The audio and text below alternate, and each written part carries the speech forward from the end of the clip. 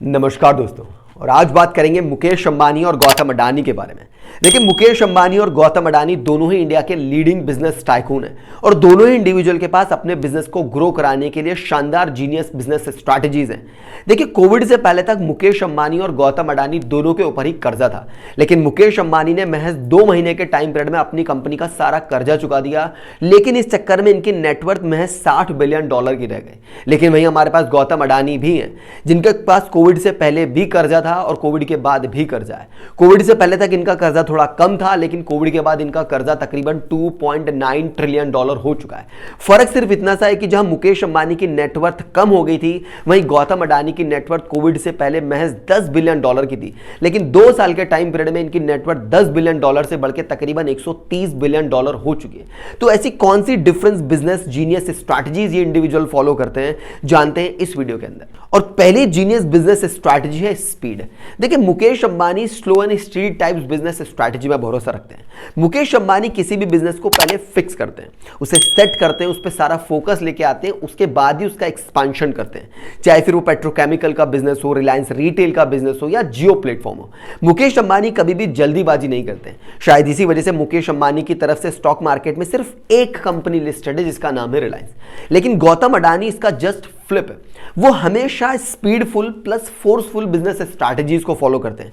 शुरू से अपने बिजनेस को उन्होंने फुल्ली डाइवर्सिफाई बनाया हुआ है, चाहे वो पोर्ट का बिजनेस हो, लॉजिस्टिक का बिजनेस हो, इंफ्रास्ट्रक्चर का बिजनेस हो, पावर का बिजनेस हो। और पिछले 2 साल के अंदर तो उन्होंने अलग अलग वैरायटी के बिजनेस को एक्वायर भी कर लिया है। चाहे फिर वो अडानी हेल्थ केयर की बात क्यों ना हो, चाहे वो सीमेंट इंडस्ट्री की बात क्यों ना हो, प्रिंट मीडिया की बात क्यों ना हो, या मीडिया इंडस्ट्री इटसेल्फ हो, गौतम अडानी हमेशा speed plus forceful business strategies में ही भरोसा रखते हैं। शायद इसी वजह से गौतम अडानी की तरफ से स्टॉक मार्केट में 7 शानदार कंपनियां लिस्टेड है। और दूसरी जीनियस बिजनेस स्ट्रैटेजी है इनकी फाइनेंशियल लिवरेज। देखिए, मुकेश अंबानी को जहां अपने बिजनेस में कर्जा रखना, डेट लेना, लोन लेना पसंद नहीं है, वहीं शायद गौतम अडानी को अपने बिजनेस को कर्जे पे चलाना ही पसंद है। मुकेश अंबानी की कंपनी जियो प्लेटफॉर्म पे तकरीबन $20 बिलियन का कर्जा हो चुका था। इस बात के लिए उन्होंने रिलायंस की एनुअल जनरल मीटिंग में यह पब्लिकली क्लियर अनाउंस किया कि आने वाले 1 साल के अंदर कंपनी डेट फ्री बन जाएगी, और उन्होंने ठीक वैसे ही किया। अपने जियो प्लेटफॉर्म के 24% स्टेक को दुनिया भर के 8 ग्लोबल इन्वेस्टर में बांट के फंड रेज कर लिया और महज 2 महीने के टाइम पीरियड में अपनी पूरी कंपनी को डेट फ्री बना लिया। लेकिन वहीं हमारे पास गौतम अडानी भी है, जो हर छोटी छोटी डील के लिए लोन ले लेते हैं, डेट ले लेते हैं। इनके बिजनेस की हालत इतनी ज्यादा रिस्की हो चुकी है कि इनका बिजनेस अब ओवर लिवरेज्ड हो चुका है। लोगों का भरोसा गौतम अडानी के बिजनेस पे खत्म हो चुका है बिकॉज ऑफ हाई डेट। तकरीबन $2.9 ट्रिलियन का डेट हो चुका है। यानी कि अगर गौतम अडानी का बिजनेस डूबा तो ये बैंकों को भी ले डूबेंगे। ये गौतम अडानी की स्ट्रैटेजी है। और तीसरी जीनियस स्ट्रैटेजी है इन्वेस्टर स्ट्रक्चर।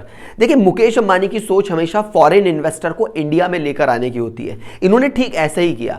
जियो प्लेटफॉर्म के लिए जब इन्होंने 8 ग्लोबल इन्वेस्टर को ढूंढा तो वो सारे फॉरेन इन्वेस्टर थे, जिन्होंने जियो के अंदर इन्वॉल्व किया। इससे कई सारे फायदे होते हैं। एक तो फॉरेन एक्सचेंज बढ़ जाता है, कंपनी को फॉरेन इन्वेस्टर मिल जाते हैं, कई सारा फंड मिल जाता है, कंपनी की ग्रोथ होती है और इंडिया की भी ग्रोथ होती है। ये मुकेश अंबानी की स्ट्रैटेजी है। गौतम अडानी की स्ट्रैटेजी इसके बिल्कुल जस्ट उल्टा चलती है। जहां मुकेश अंबानी फॉरेन इन्वेस्टर को इंडिया लेकर आते हैं, गौतम अडानी फॉरेन इन्वेस्टर को इंडिया से एग्जिट कराने का रास्ता दिखाते हैं। चाहे वो सीमेंट डील के अंदर होलिशियम नाम की कंपनी हो, जिसे एग्जिट करा दिया, चाहे फिर एनडीटीवी डील के अंदर वीपीसीएल ग्रुप हो, जिसे भी एग्जिट करा दिया। ये गौतम अडानी की स्ट्रैटेजी है कि वो फॉरेन इन्वेस्टर जो इंडिया से परेशान होकर के अपनी किसी प्रॉब्लम की वजह से इंडिया को छोड़ना चाहते हैं, उसको एग्जिट कराने में गौतम अडानी हेल्प करते हैं। ये उनकी अपनी स्ट्रैटेजी है। और तीसरी जीनियस स्ट्रैटेजी है इनका बिजनेस मॉडल। देखिए, मुकेश अंबानी की कंपनी पहले B2B यानी कि बिजनेस टू बिजनेस मॉडल पे काम करती थी, लेकिन समय के साथ बदलते बदलते इन्होंने अपने बिजनेस मॉडल को B2C बिजनेस मॉडल पे शिफ्ट कर लिया, यानी कि बिजनेस टू कंज्यूमर।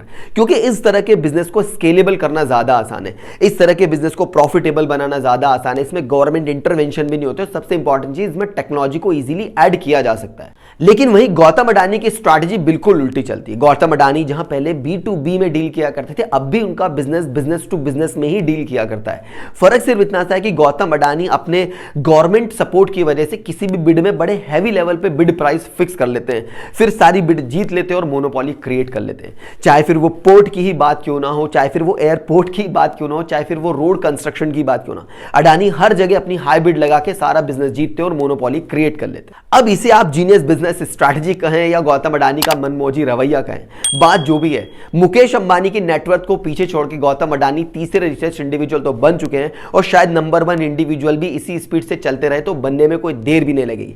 लेकिन मुकेश अंबानी का भी गेम खत्म नहीं हुआ है। मुकेश अंबानी की तरफ से स्टॉक मार्केट में सिर्फ एक ही कंपनी लिस्टेड है, वो है रिलायंस। अभी इनका रिलायंस रिटेल और जियो प्लेटफॉर्म बाकी है।